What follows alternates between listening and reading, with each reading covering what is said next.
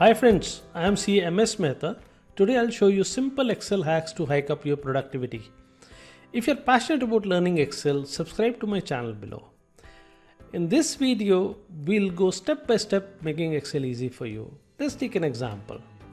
You have an address in different columns and you want a complete address as comma separated values in one column or in one cell, you could say.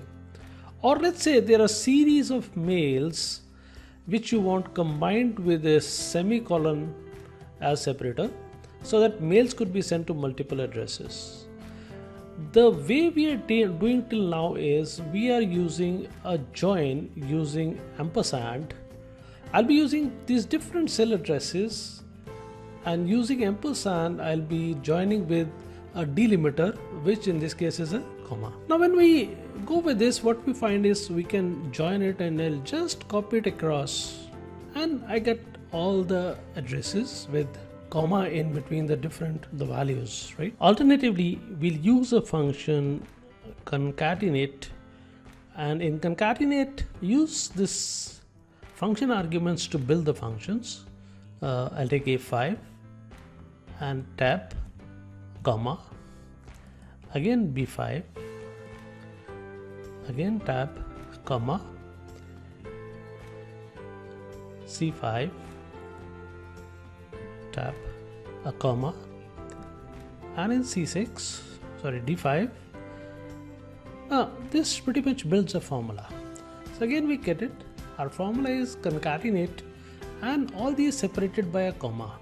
So this is one more way to do it. How about if I tell you that there are some wonderful functions which have been introduced in Excel 2016 onwards to make our job easier. These functions are concat and text join. Let's see how they work. Concat is an improvement over concatenate since it can extract ranges. So let's see if we take concatenate and I try to introduce a range. It won't accept it. Okay, but the new function which we have is concat, and if you see concatenate has got a yellow symbol, means it's an older function. So if I take concat, now concat can accept ranges as an input also. But again, the challenge of introducing delimiters like comma is still there, so we have to somehow enter them separately. But going forward, Excel has got a wonderful function, a new function, which is called text join. Now text join obviates all that problems which we have. It can introduce delimiters also. So let's see how it works. So I'll use a function text join. Text join, first it says delimiter. In this case, the delimiter I want is a comma. Then it gives me an option of ignoring or including an empty cell. So in this case, I'll say let's ignore an empty cell. So I'll use a 1. And then it simply says we want a range. And parenthesis close. And wow, job done. And just one click and we have all the addresses with a proper delimiter. We want emails to be separated by a semicolon. Again, see, we can use a function which is text join. In this case, I'll use a delimiter which is a semicolon, comma. I'll again ignore the empty cells. And then I simply have to select the range which I want to be joined.